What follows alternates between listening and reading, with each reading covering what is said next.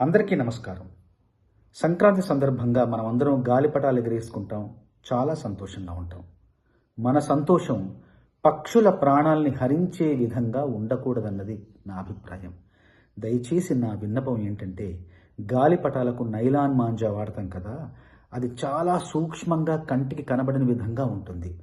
ఆ నైలాన్ మాంజాకి చిక్కుకొని చాలా పక్షులన్నీ విలవిల్లాడిపోతూ కొన్ని గంటల పాటు గాల్లోనే వేళ్లాడుతూ చచ్చిపోతున్నాయి.